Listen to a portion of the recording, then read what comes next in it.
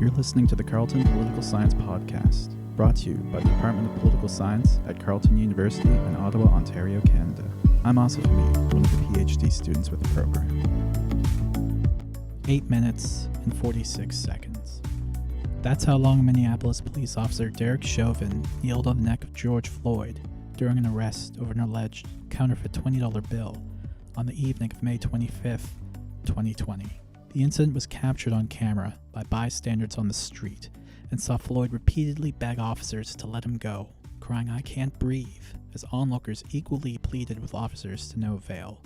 Eerily reminiscent of the last words uttered by Eric Garner in the final moments of his life in 2014, when he was also choked to death by a police officer in New York for selling cigarettes on the street. 8 minutes and 46 seconds. That's how long it took police to kill a man and to spark a national revolt in the process. These incidents, and countless others like them over the centuries, have led to a global outcry against racism and police brutality in the US, with protests even amidst the fear of COVID-19 not only taking place in every state in the American Union, but states around the world. Fighting back against the bigotry and systematic targeting of brown and black bodies since the very inception of the nation, citizens of all colors and backgrounds have taken to the streets, calling not only for the prosecution of police officers guilty of racialized violence, but a radical reevaluation of not only policing, but the nature of race in America today. As curfews are being enacted and quarantines defied in the name of justice, I spoke with Alexandra Wishart about the institutionalization of racism in the United States. Alex is a critical race scholar and one of the PhD students in our department, with experience not only in teaching American politics in institutions like Georgia State University, but as an activist in the American South, where she spent most of her life. So we're currently caught in a moment where centuries of racism and bigotry have really caught up with the West. And, even here in Canada, we're seeing it with protests happening, but it's obviously been a lot more stark in the US. And the American experience with racism is what stands out through much of the world. What makes the US different in terms of the prevalence and depths of systemic racism? Are there institutional origins to it, and what makes it different? Okay, so if you go through the sort of big institutions of social life and community life, right? If you look at education, for instance, in the United States is one of only 3 of the 34 OECD countries that give fewer resources and have lower teacher-to-student ratios in poorer communities than in more privileged communities. These communities track almost exclusively along a black-white divide. In 2011, the wealthiest 10% of New York school districts, for instance, spent $25,000 per student. The poorest 10% of those school districts spent less than half, $12,500 per student.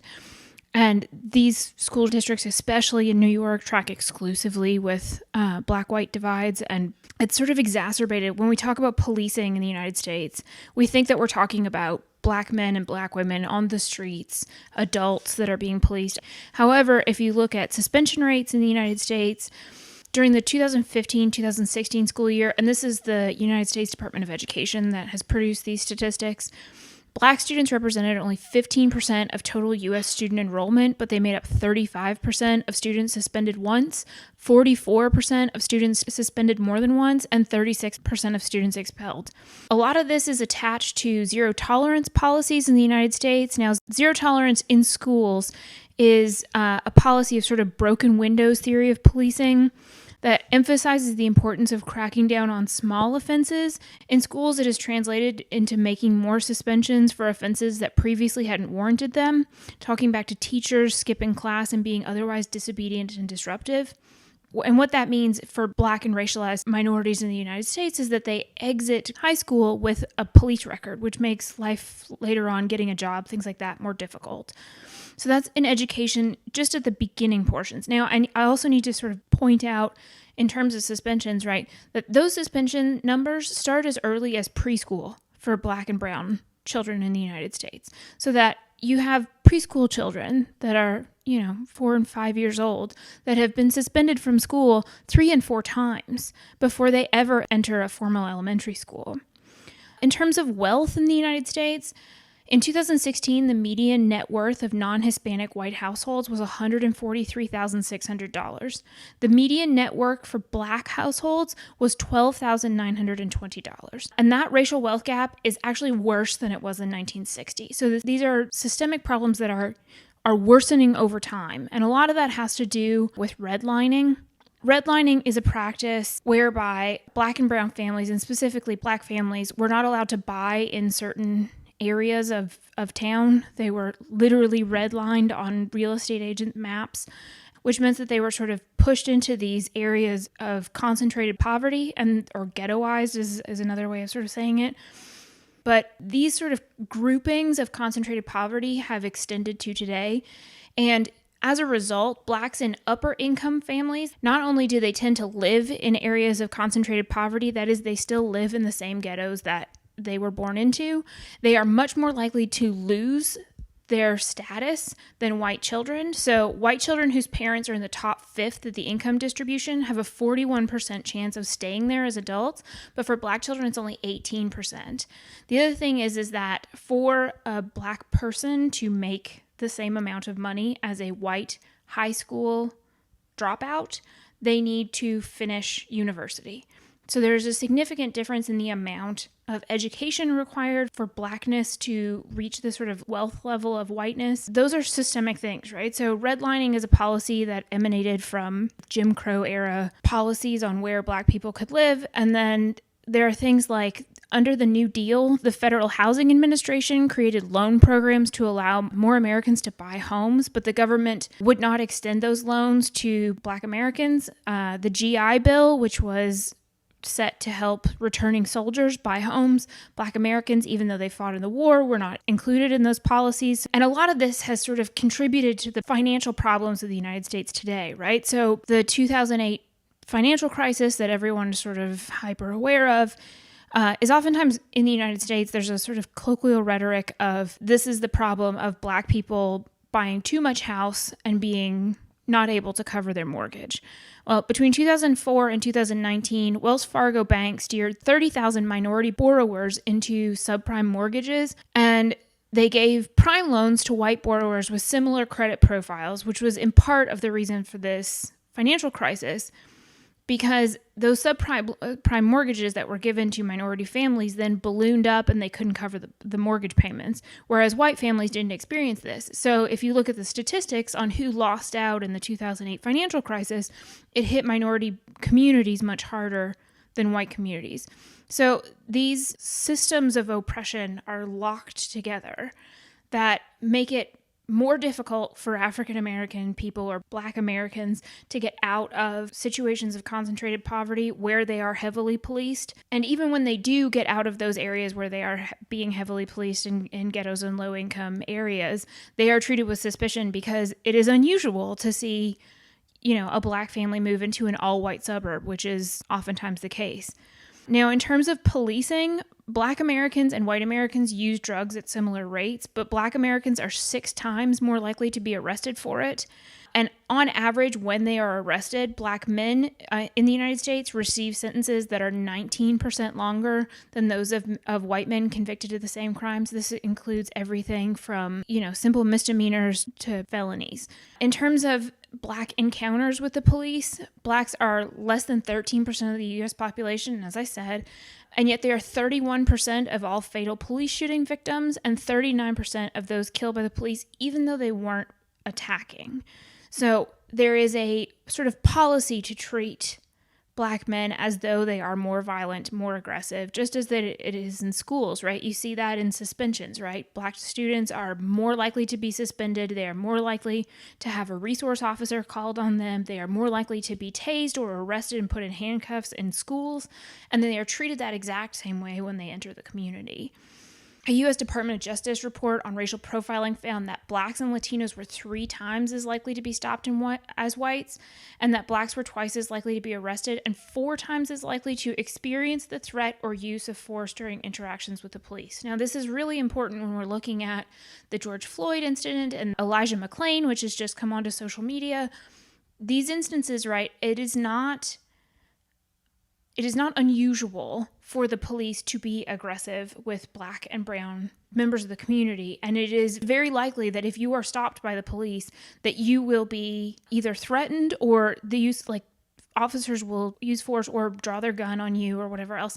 And this extends all the way through children, right? So you have small boys that are arrested. The way that police officers talk to them is more aggressive than they talk to white children.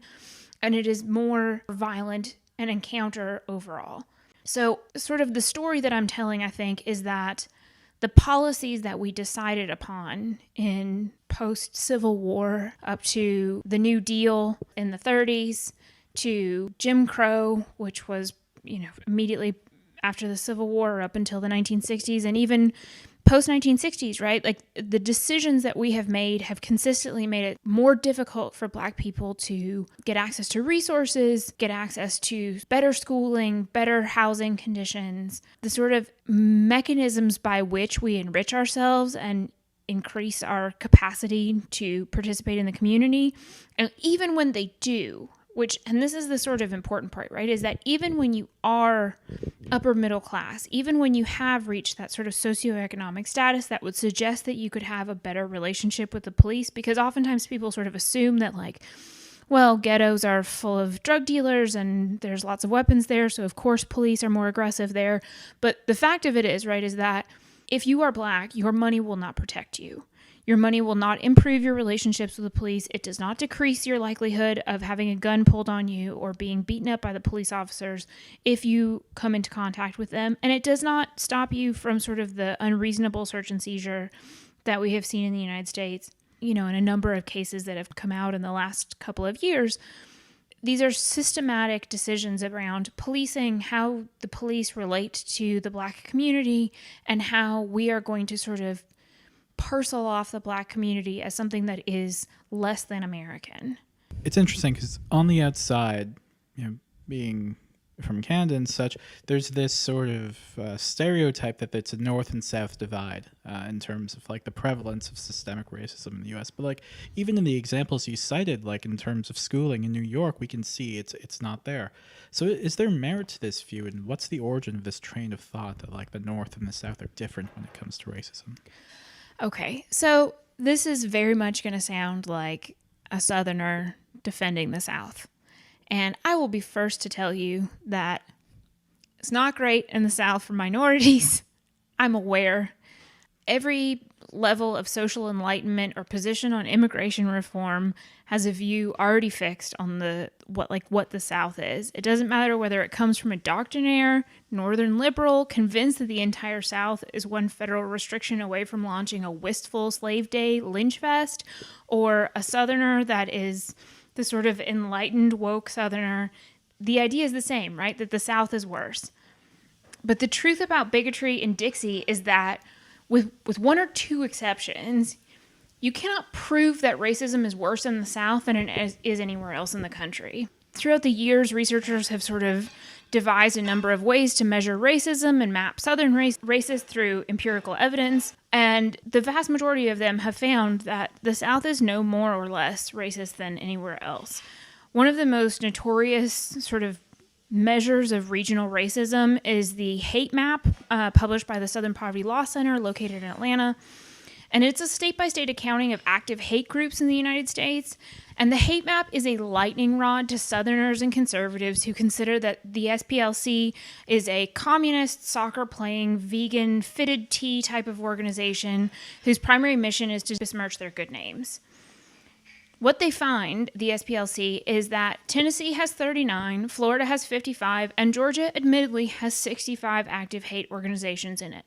However, this all sounds really bad, but California, which is a bastion of democratic politics and a radically diverse state, has 84. So what it tends to have to do with is population density as opposed to actual feelings of the population. I do believe that even without the proof that racism is worse there, it is fair to say that race consciousness is fundamentally different in the South than it is in the North. There's a journalist, Spencer Hall, who says that race is the topic of discussion in the South in the same reason unexploded ordnance is a topic of discussion in France and Belgium. And that very much is because there was a war that we fought that was specifically divided over race, right? So there is something in the South that I think makes it feel worse, even if structurally and systemically it isn't worse. And that's called a lost cause ideology. And that this is or the cult of the lost cause. And this is a mythic, pseudo-historical construct that has helped white Southerners define a cultural identity in the aftermath of Confederate defeat. So after the war was won, the U.S. government made a decision to bring the South back into the country, and therefore they weren't treated the way that losers in civil wars typically are. They were welcomed back, and even though there was an attempt they obviously did free the slaves with the Emancipation Proclamation in 1863, and they created the Freedmen's Bureau, which was an attempt to help freed slaves find employment, land, opportunities. But quickly after that, the federal government sort of pulled out of the South. So there was what was called the Great Betrayal in 1877 that allowed Rutherford Hayes to be president over Democrat Samuel Tilden, under the understanding that Hayes would pull federal troops out of the South who were there to enforce the 13th, 14th, and 15th Amendments and protect black people from white violence, which meant that there was no chastened loser in the war among the states, that there was a sort of ideology that said that, in fact, the Civil War was not fought over slavery. It was fought over economic reasons, and that it was a states' rights problem, right? So even up until the point when I attended elementary school in Hayhira, Georgia, which is a no-consequence town in the Deep South, I was taught that the Civil War was not called the Civil War, but in fact the War of Northern Aggression.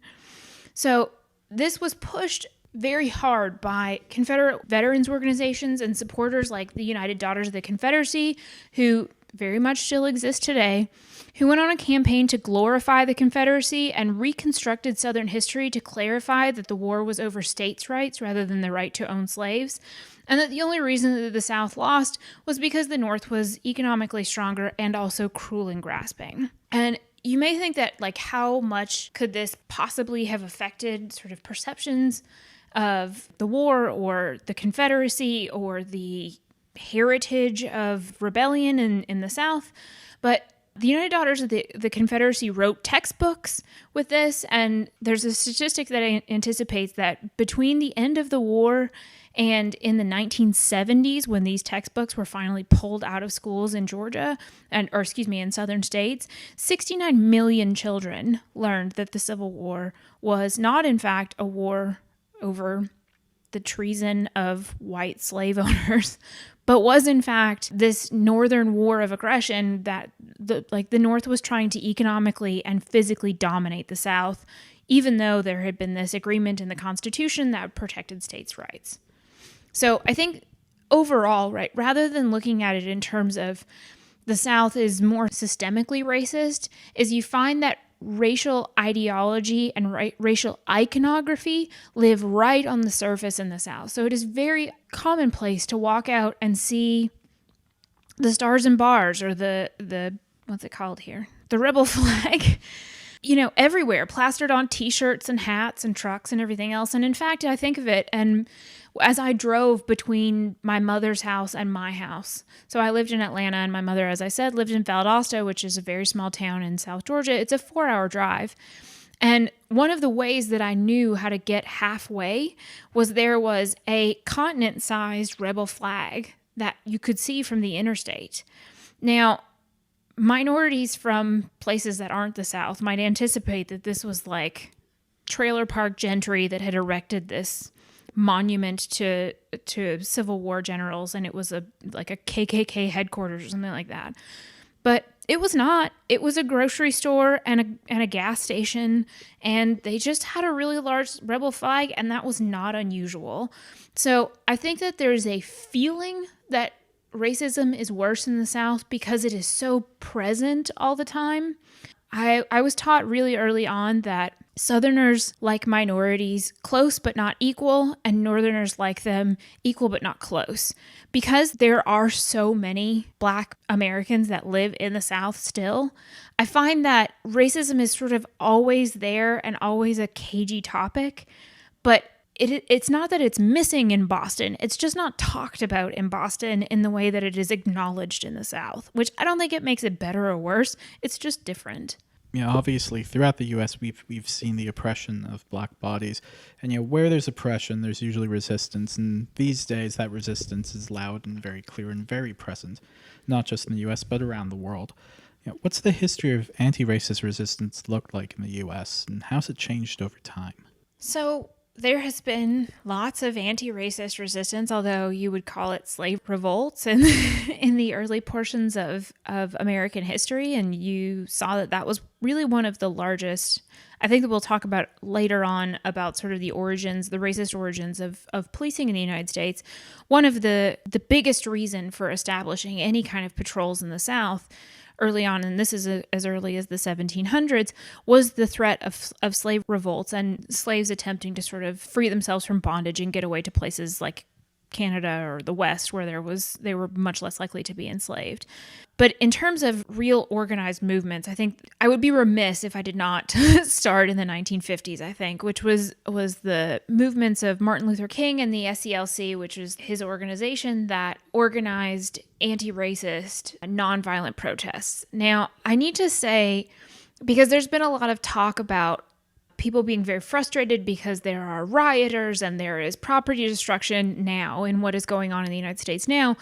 But I really dislike when people tend to say, oh, well, you should be like Martin Luther King and do peaceful protests. King did not advocate peaceful protests. King advocated nonviolent resistance, which is what you had to do is you had to resist even though the police or vigilantes or just regular racist white people came and kick the snot out of you in public. And you had to take that because what King was attempting to do, right, is show the brutality of the state and the brutality of racism against black people by having those people be brutalized on national television. So these were not peaceful protests in that you should do them in your backyard quietly and nobody should ever notice them. What King was actively trying to do was not ever show black men or women being angry or violent or any of the stereotypes that were associated with black people. But what he was trying to show, right, that there is violence and it is not my community, it's not my community that is committing these atrocities, right? It is implicating the state in their violence. But that was it's been sort of white, I hate to use that term, it's been whitewashed over the years in this idea that King was nonviolent and peaceful and sort of these were just marches that got out of hand. That was not, in fact, all there was. But I think the reason that in the 1960s King's movement was so successful is because it stood in, I will say it this way, violent opposition to Malcolm X and the eventual rise of the Black Panther Party. Malcolm X advocated the arming of black people. The Black Panther Party specifically grew out of a desire to police the police. So Black Panther members would go out armed with, long guns or whatever else, and they were very openly carry, and they would go on what were called cop watching patrols, which were literally them going out and watching the police to see that they were not beating up innocent black people. I mean, it is the moral equivalent of people walking around with their cell phones and videotaping police encounters, because there was no record otherwise of those movements. But the Black Panthers so badly scared white people, and I say this sort of glibly, but they so badly scared white people. First of all, what you had is a huge change in the way that Second Amendment rights were broadly construed in the United States. There was a whole change in the way that gun rights were constructed in the U.S. because prior to the 1970s, there was almost no legislation on gun rights whatsoever. And now it is prevalent in all 50 states. But what this did was scared people so badly that there were going to be like black, what they called them, vigilantes walking around with long guns, that it moved the Overton window so that the sort of demands of the SCLC and the civil rights movement were making seemed very reasonable by comparison. Now, as you move sort of forward in time, I sort of would like to note the 2014 rise of the Black Lives Matter movement. It was a consequence of the murder of Michael Brown, who was an 18-year-old boy who was shot in the back by a Ferguson police officer.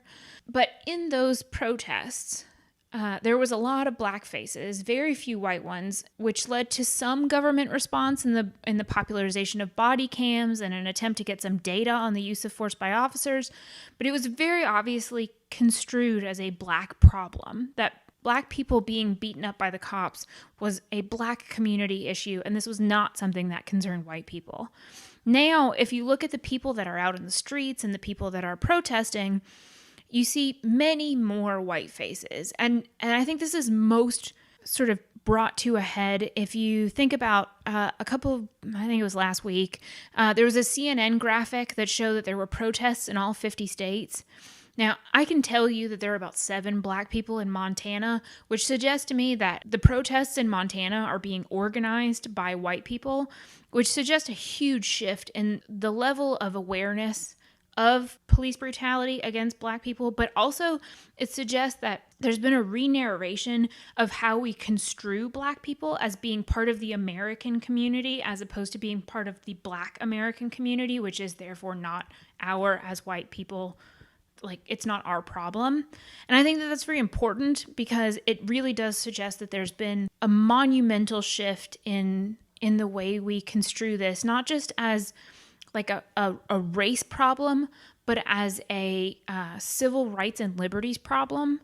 And when it can be construed that way, I think it's a really important way of understanding and legislating this kind of brutality. I'm glad you brought up Black Lives Matter and kind of everything that's shifted since 2014, because I really want to get into the present moment as well. Because one can't help but look at the presidency of Donald Trump and wonder how it has really exacerbated what we're seeing. Like even here in Canada, I remember the day after Trump got voted in, all over Toronto, and this is literally the day after, they were call to arm posters to join the alt-right.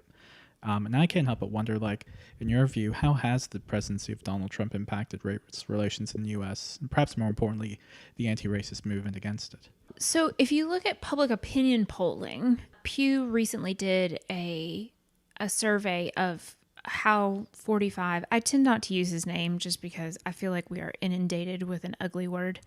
So Pew did some public opinion polling on race relations in the United States right now.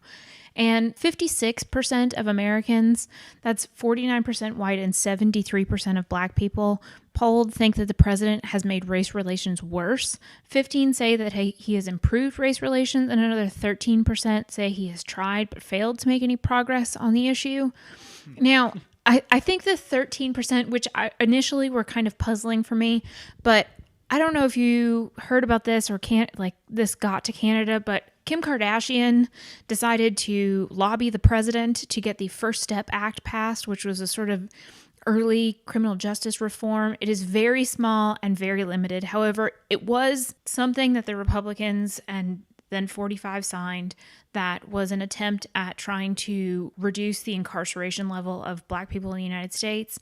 So I think that 13% is saying that, well, he did try and do something.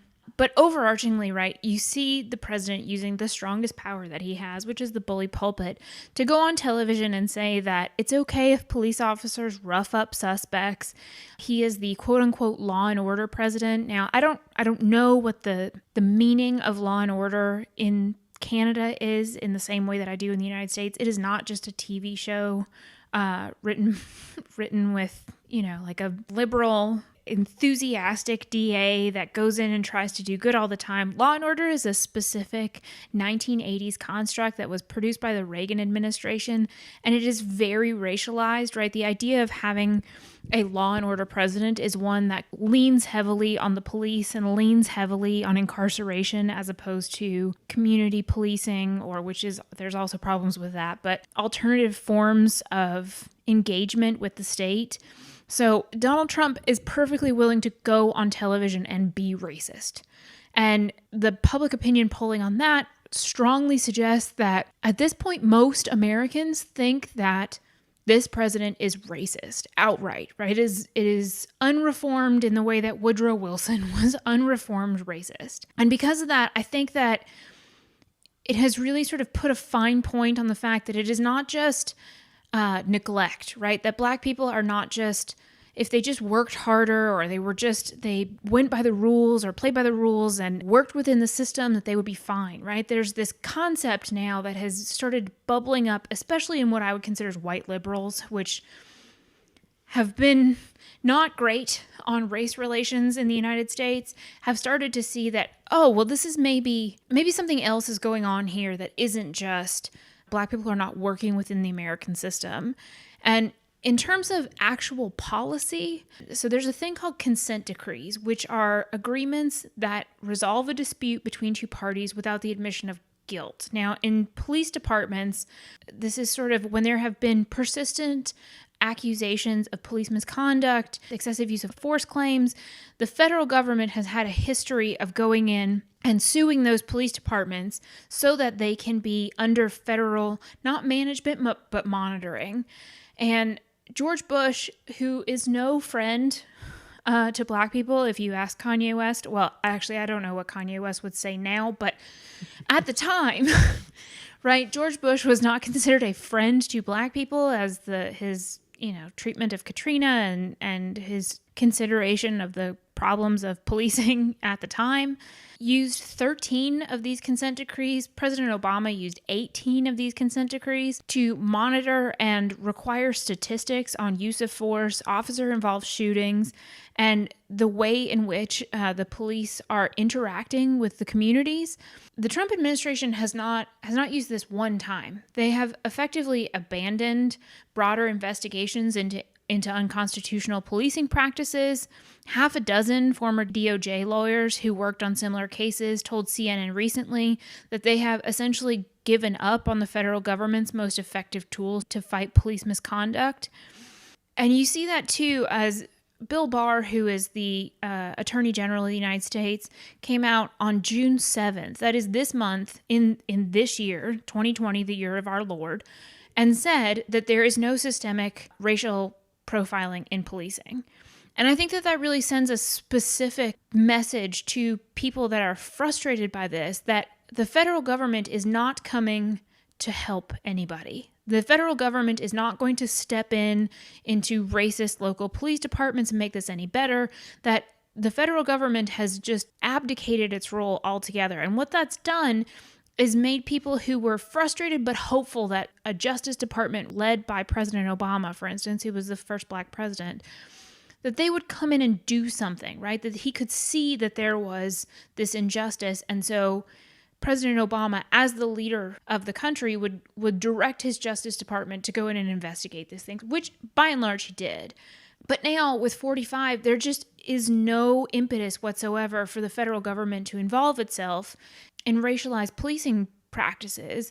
And so people are saying, well, there is no one else. We have to go out in the streets because no one is coming to help us. Policing is obviously the big issue, right? It's the rally call behind the protest movements that are going on now. And yeah, when we look at cases like Elijah McClain and George Floyd, it's the police that are behind some of the most heinous acts that are happening in modern America. And for many, the norms of the state are no more transparent in terms of who they police and how they police it. And in the U.S., Black bodies, as you've said, have been policed with brutal violence. Where does this emanate from? So a couple of places. The first thing that I would mention is the Fugitive Slave Act. There is a requirement written into the Constitution that slaves that escaped their masters had to be returned to them. So some of the first sort of police bodies in the United States were bounty hunters, essentially. Now, I need to take a moment to sort of differentiate the way that the North evolved on policing and the way that the South evolved on policing. The first formalized police department in the North was in Boston, and it was created, I think, in 1864. And that is the sort of traditional police department that you might think of today. However, Policing in the South began much earlier than it did in the North, and it was in the form of slave patrols. These are squadrons of white volunteers empowered to use vigilante tactics to enforce the laws related to slavery. They located and returned enslaved peoples who had escaped, crushed uprisings, which, as I said, this was a very hot topic for the South, especially after the Haitian Revolution. Southerners, if you go back and look at sort of the documentation that we have from those time periods, it was very obvious that Southern slave owners were very concerned with the idea that there would be slave uprising or revolts. So these slave patrols were first out of South Carolina in the early 1700s, and these patrols were empowered with the ability to forcefully enter anyone's home, regardless of their race or ethnicity, based only on the suspicion that they were sheltering people who had escaped bondage. And they were the central sort of initial push of policing in the South, and for a long time it was the only thing that they had in the South that constituted a police force. Now, this was white people in the community where they were volunteers, but everyone was sort of expected to participate in these things. And in some states, even white women participated. South Carolina, in its one moment of gender equality, South Carolina is not known for gender or race equality. However, in early slave patrols, white women were permitted and encouraged to participate in these patrols. They used what were called Negro dogs, which were the dogs that they bloodhounds oftentimes, but they were also these big, there's some variant of a cane corso, so like 100-pound dogs that were taught to tree slaves and maim them. It was like it was kind of considered like your rap sheet, right? That they would sick a dog on you if you had tried to run away or were thought to have run away, because what it would do was it would alert future masters that you were a problem slave. And so these Negro dogs, which I will talk about again in a second, were used to police black bodies in the South, right up until the war. And then subsequently after, the same sort of tactics were picked up in Jim Crow laws. So you had what were called vagrancy laws, which were if you did not have employment or you had no means of support, you could be arrested and into what was called contract leasing. So you were arrested and you were a prisoner, and then you were shipped off to a farm to do the same exact work as you had done pre-Civil War. So there's this sort of continuity in the South that has extended long before the Civil War, but extends right up until the present. So if you look at, especially with vagrancy laws, this feels very sort of present. So in June 1992, the Chicago City Council passed a loitering ordinance that gave police officers exceptionally broad power to disperse any group of two or more people standing in public if the police suspected that group included a gang member. This is sort of the basis for New York's stop and frisk laws, which I'll also address in a second, but during the 3 years that the law was in effect, it yielded the arrests of more than 40,000 citizens, 90% of whom were Black or Latino residents of inner city neighborhoods. So it is this idea that if you are standing around and you don't seem to like you have anything to do, then you should be arrested or bothered by the police is very prevalent, especially where there are high concentrations of Black or brown bodies. If you look at the sort of 1990s, but also early 2000s policy of stop and frisk, which was in New York. This was the attempt of New York mayors to clean up, air quotes, right? Clean up the city. But in 2012, the NYPD stopped and interrogated 530,000 people, which was a 448% increase to street stops since 2002. Now stop and frisk has since been challenged, but 2012 is not that long ago, right? That was 8 years ago. And of the times there was a police stop, 20% or 100,000 of those times included officer-involved violence. 90% of the people that were stopped with stop and frisk policies were Black or Latino, and white people accounted for only 10%. So when you're looking at the statistics here, our theories around policing, and specifically the policing of Black bodies, is heavily sort of directed at involving the police in people's private lives consistently, right? If for a while there in the 90s in New York, 1 out of every 3 Black men were going to be stopped by the cops annually. This is white people have never had this kind of intrusion of the police into their lives, it explains the tendency, right? That black people and white people use drugs at the same rates, but black people are much more likely to go to jail for the use of drugs. It is because they are being stopped by the police way more often than white people ever do. And it is not, I heard somebody the other day talking about, if we went into an affluent white neighborhood, you wouldn't see all these police around. And that's actually not true, right?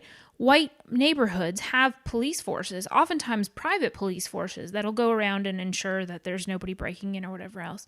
But it is the intent of police officers in those neighborhoods, which is not to disrupt your daily life, but is to just be there just in case. Whereas in the inner cities and places where there are heavy concentrations of minorities, the intent is almost counterinsurgency. It is a consistent ideology of trying to disrupt criminal behavior, which we assume these black people are engaged in. Another sort of issue that we don't tend to deal with in terms of policing is that officers who are fired for misconduct are frequently rehired, especially in cases of brutality or racial profiling and things like that. Police officers that are dismissed, because police unions are so strong in the United States, it's probably the last vestige of what would be called union politics in the country. Oftentimes, those records of being fired for misconduct are sealed, and therefore they don't go to the next county over where this person that's been dismissed is going to look for a job. So this was especially notable in 2014. A 12-year-old boy, Tamir Rice, was fatally shot by a Cleveland, Ohio police officer, and it was found out afterwards that this officer had been at another police department and was dismissed for police misconduct associated with racial profiling, and then was hired on in Cleveland because Cleveland didn't actually review the officer's personnel file before hiring him. An investigation in the records, the public records from Florida, showed that about 3% of the state's police force had previously been fired or had been re-signed in lieu of being dismissed, and that police union contracts often negotiate that police officers who are fired for misconduct are never questioned even about those things. So not only are the records not sent over, they are fundamentally not even allowed to be asked about whether or not they were fired for misconduct or racial profiling or any of the other things that are associated with that. Returning to, I just think this is a really interesting part of the history that sort of ties us back to 1850, right? So the first thing that I would say is that there are more black people that are locked up in prison right now than there were enslaved in 1850. And Michelle Alexandra, just if you're interested in this and you want to read something that is very well sourced and absolutely unimpeachable in terms of like where she's gotten all of her information, there's a book called The New Jim Crow by Michelle Alexandra. It is wonderful. It is very difficult to read because it's hard to sort of take in this kind of very obvious racism in the country, but she has sourced everything and footnoted everything. So if you would like to look at the statistics, I strongly recommend it. But in terms of the continuity that has existed since basically the Civil War, I had mentioned earlier that early slave patrols employed what I called Negro dogs, which were dogs that were used to track and maim slaves that were caught out without permission in the American South. Those dogs are still very much employed today. The St. Louis Police Department, which was one of the first formal police departments in the South, they took slave patrol people that had these dogs and they then employed them as police officers in the formal police department. Those same dogs have been used to today. And in a 2015, so St. Louis is the bigger city that Ferguson is attached to. So Ferguson was where Michael Brown was murdered by an officer, and there was a lot of protests in 2014 surrounding that death. So there was a consent decree opened by the government, and what they found was the St. Louis Ferguson Police Department showed that the use of police dogs to catch and maim citizens was exclusively determined by the color of the people, so that 100% of police dog deployments was against people of color. So these same sort of uses and tactics of the South have been used consistently. And that's not even to speak of, right, the sort of complex interweaving of vigilante groups like the KKK and the police departments, right? So I'm just talking about the formal police, but I I don't want listeners to think that, well, the KKK is some racist group of jerks that exist separate from the police department, because the KKK, which was the Ku Klux Klan, which was it was created to be a whites-only, white nationalist organization. Oftentimes, prominent members of the community were prominent members, like Grand Wizard of the KKK was the sheriff of the town, right? And so there's a story from South Carolina where a freedmen's patrol they were working as a police department for the black community, got into it with white criminals, and they shot one of them. And there was nearly a race war, and a bunch of these black militiamen, I will call them, right, were rounded up and arrested. Whether or not they had anything to do with it was beside the point. It was just a bunch of black people who were taken to the jail. What then happened is there was this faux struggle where the sheriff sort of put a deputy on guard and told them to let this mob of KKK members come into the jail, but they had to make it look like there was a struggle in case anybody asked.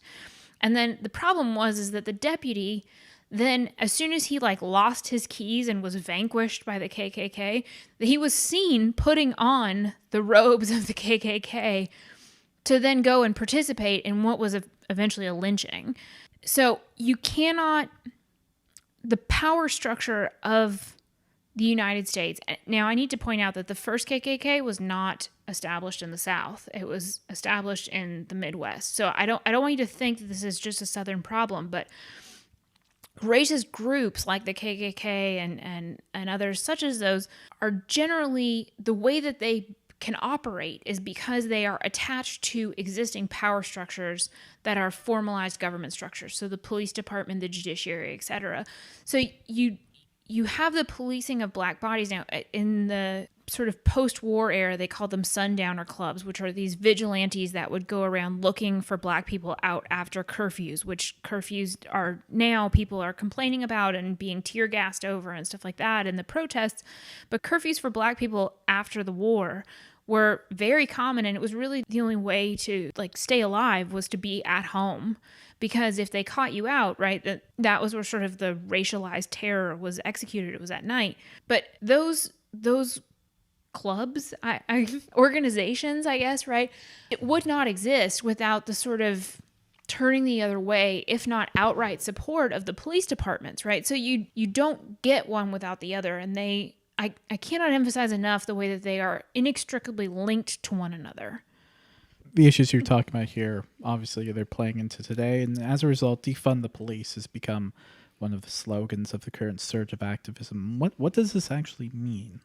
So, it's complicated, as many things are, but there are some people who mean that we should just abolish the police, right? There was an abolish ICE movement in the United States. There's an abolish the police movement. There is a close the jails movement that has been specifically targeting Rikers Island in New York for many years.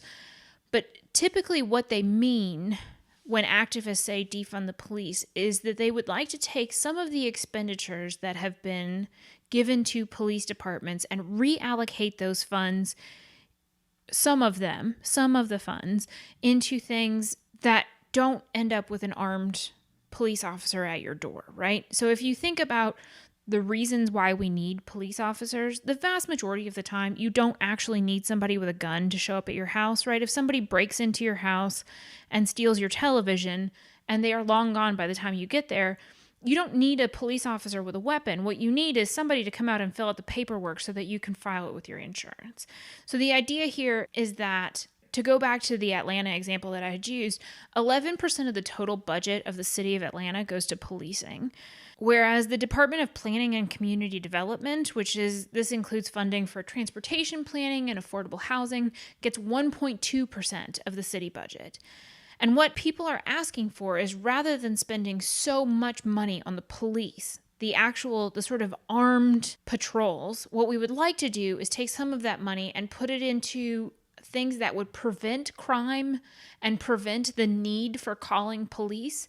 So things like mental health, which in the United States, there basically is no mental health system. So that people that have mental health issues, one of the only ways that they get treatment is they get arrested by the police. But what this means, right, is that the police officers are having to play social worker and counselor and caretaker, and they are trained to be akin to a military force, right? And so what you end up having is people with mental health issues, or a case not that long ago of a man with severe autism. He was basically had the mental development of a 6-year-old. The police were called on him because he was large and very clearly in distress. And rather than helping him, they shot him.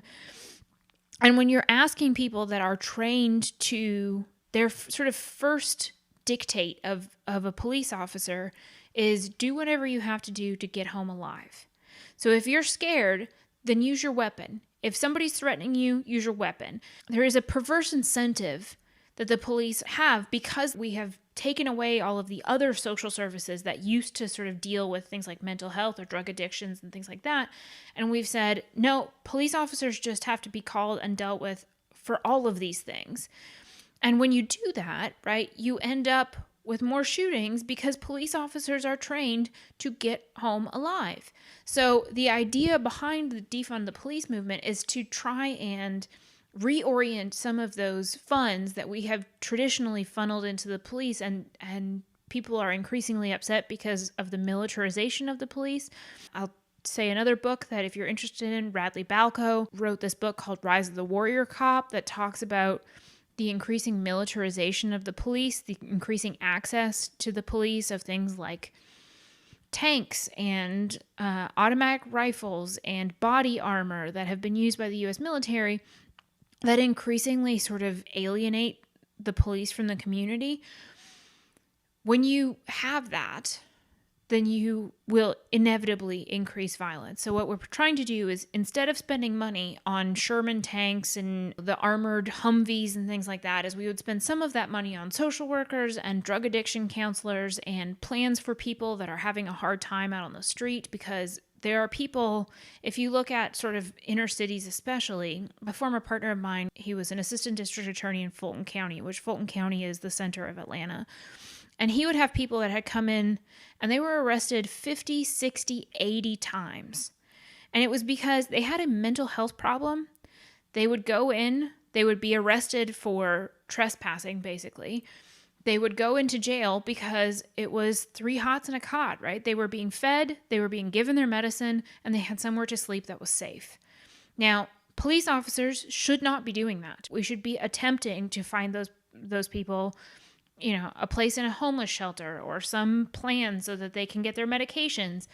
And the idea behind Defund the Police is, rather than spending our money on the police, let's spend it on no turn away homeless shelters so that these people are not trespassing, right? So rather than criminalizing poverty and mental health problems and drug addictions, we are trying to decriminalize this space and provide resources for those people so that they are not just going into prisons consistently.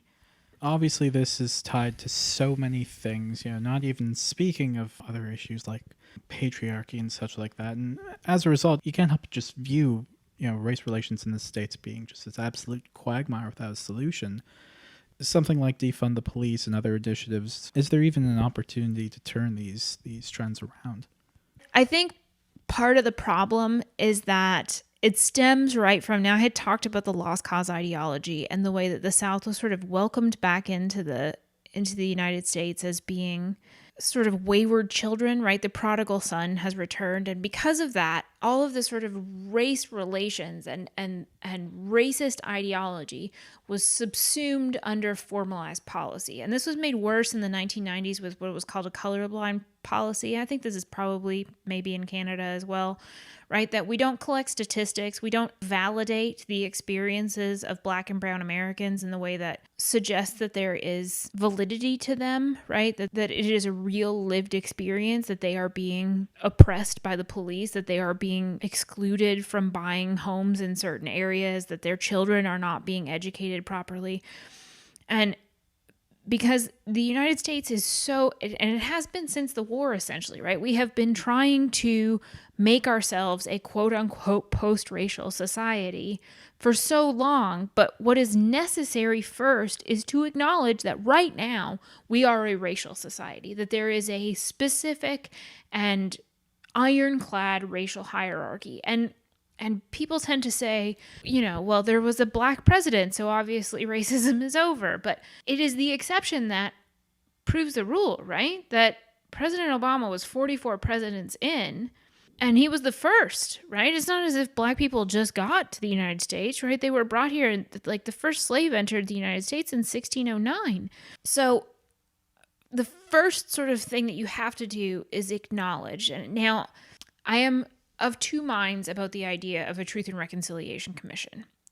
I know that there's one in Canada. There are obviously very famous examples of one in South Africa, and I think that they can be useful, but I do not think that truth and reconciliation can happen sort of shuttered away, in a government hearing that nobody attends, right? That this has to be something that happens in communities where the history and legacy and the strings that tie us to explicitly racist paths are brought forward and pulled taut so that we understand how these legacies still affect and shape us today. So I think that there needs to be an explicit recognition of the lived experience of Black and brown minorities in the United States before anything can happen. And now I am also ambivalent on the case for reparations. Ta-Nehisi Coates in The Atlantic did an incredible article called The Case for Reparations that I was quite persuaded by. I am unclear that we would ever be into that kind of space. However, I think that if we recognize first that there is systemic inequality in education, in the medical field, in policing, in housing, if we start recognizing those things, then we can start picking apart the laws that support those things, because the laws now, because it's in the Constitution that you can't discriminate based on race, right? The laws are written in a way that seem race neutral, but in fact consistently reinforce racist stereotypes and racist attitudes that were put down in the country in pre-Civil War. So I think the first way through is that there needs to be national but localized truth and reconciliation commissions. And then the second thing that I think we need to do is start looking very carefully at education, because education has been sold to the American people, and I think most of the world, right, it is a liberatory fantasy that we have all been educated in, that if you can just go to school and get through school, then you can get a job and you can sort of do better in life. Now, I don't think education is going to fix everything, because there are tons of statistics on people with Black names not being hired at the same rate as white names, even though they have the exact same qualifications. But I think what needs to happen is not just that we need to have Black people educated more, is that what we need to be doing is in schools, we need to be teaching children, both white and Black, that the country has a racist history and that history extends to today. And that you need to make not just race-neutral policy or not just race-neutral proclamations of support or whatever, but that we need to actually treat this as a disease, and we need to take steps to be anti-racist. Specifically, that we need to teach children as early as we can get them that there are links and assumptions and stereotypes that are woven into the American sort of cultural milieu, and that they need to examine those things. And if you're saying something about, nappy hair or whatever else, right, like the things that sort of are part of common parlance, right, you need to examine how those stereotypes are then pushed into your life, right? And that it becomes sort of right from sort of the beginning of formal education. In schools, we need to be asking what policies are continuing these sort of racial stereotypes and racial inequalities in education, but we also need to be explaining to students sort of a consistent and reflexive practice of anti-racism. And I mean anti-racist in a very specific way, that you are not just not prejudiced, but that you are consistently looking in yourself and at the structures that you exist in and benefit from, and asking, does this privilege me because I am white? Do I have this, as Peggy McIntosh would say, right, this knapsack of white privilege? And am I benefiting from that in a way that somebody who is in my class or is in my life is not benefiting from? And I think you can do that with young children. White people get very upset, right? Because they're like, oh, we can't expose the children to the brutality of racism, right? But what we're asking for when I talk about this, right, is to teach children very early on that this country has historically treated Black people differently, and that is not okay. And we need to interrogate both our own practices and the practices of people around us and structures around us that disenfranchise and sort of exclude Black people. And I think you can do that in children because children are not, there are all these things around. Every time that there's like a race problem in the United States, and I say that as glibly as humanly possible, but anytime that there's sort of one of these things, you see all these posters from well-meaning white liberals that say, oh, well, racism is stupid and we're all the same and whatever else. But we actually need to interrogate the structures that make it that white people benefit from, even if they don't actively participate in. I benefited as a white person from my whiteness in school. I benefited from it in stores. I benefited from it when I went to apply for jobs.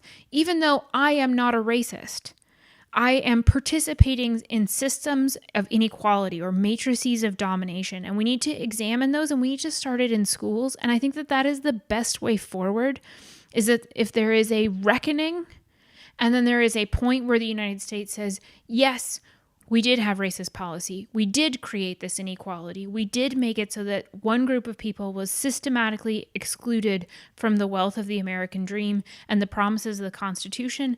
And we are going to stop that now. And that process is reflexive and it is consistent, but there are children, right, that could live in a world that does not look like this world. There are people that could be engaged in a world that does not systematically exclude Black and brown bodies from the wealth and the promise of the city on the hill that was promised with the construction of the American Constitution and the American system.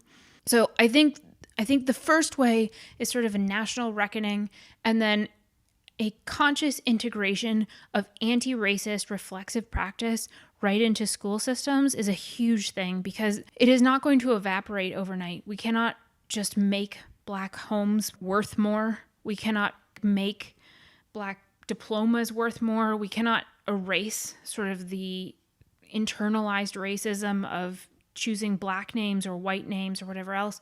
What we can do is sort of start with the ones that are not steeped in this tradition of racialized exclusion and racialized hierarchy, that we can start there. And then the other thing is that we have to reform policing. Again, it won't eliminate racism. It won't erase the past. It won't do any of the things that we would prefer that it did. But what it will do is mean that Black people are arrested less. Black people are incarcerated less. And that makes an enormous difference, right? Is we have to reform policing. And I'm not just talking about doing anti-profiling seminars and things like that. We need to reform the way that we criminalize Black bodies and the way that we deploy police officers and sort of the theory of policing.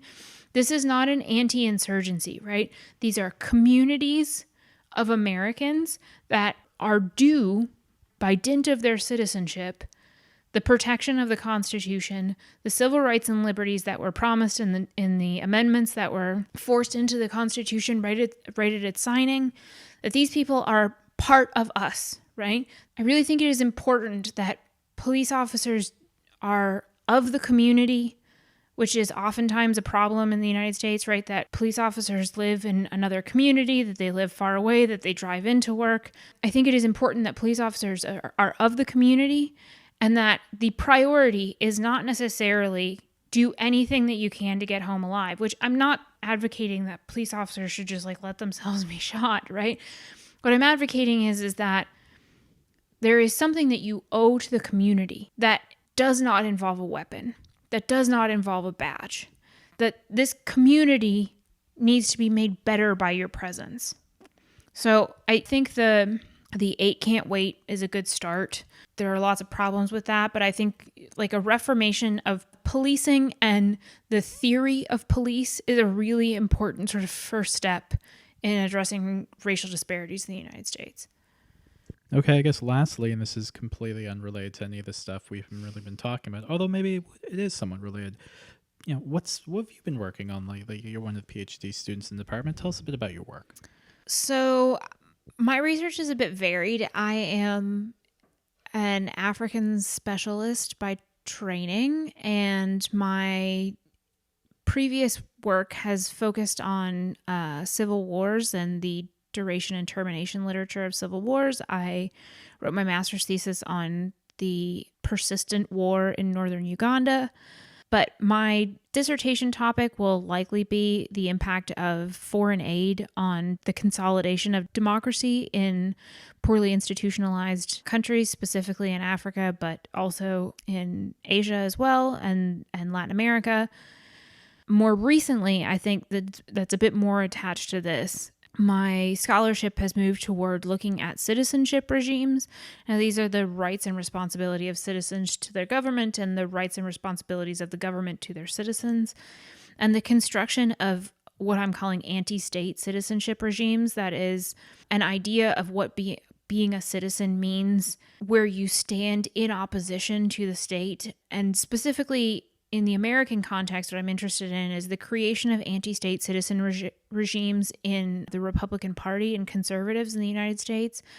Since the 80s, right, the idea that Reagan said that government is not the solution, right, that government is the problem, there has been this move and call in the conservative party of the United States and sort of even the most fringy portions of the Republican Party has been that it is your patriotic duty to resist the state in all forms, right? And what that has meant is that any state incursion into guaranteeing equality or promoting the rights of people that are marginalized is all seen as this inappropriate intrusion of the state. And it's become a real problem for the Republican Party because now that they're in power, right? 45 is the president and they control the Senate. So effectively, Republicans control the government.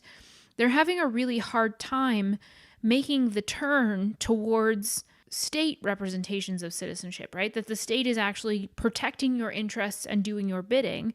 There is a very anti-science, anti-state ideology that has developed in the United States. And I think that is interesting because of the juxtaposition with the sort of anti-state ideology that is present in minority communities, right? The government does not represent them. They do not trust the government. They do not trust the police. They will not participate in police investigations oftentimes. They will not call the police if something happens. That we are creating these groups of people that exist in the United States that do not trust and do not have any use for the state. Now, this has come out of Civil War research for me because what happens in civil wars is you oftentimes have rebel units that are actively in rebellion against the state, controlling portions of the population and territory that are creating these anti-state regimes. But I think the United States is a really interesting case of this because there is no war. But I think that's really important, and it's something that is radically understudied.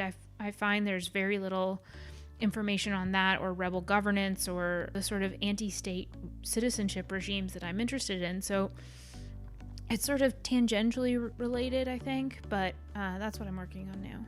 Infinitely interesting stuff and totally relevant to the conversation we're having today. So thank you for sharing it with us and talking with us about this stuff as well. No problem. Thanks so much for listening. Make sure to follow us on social media.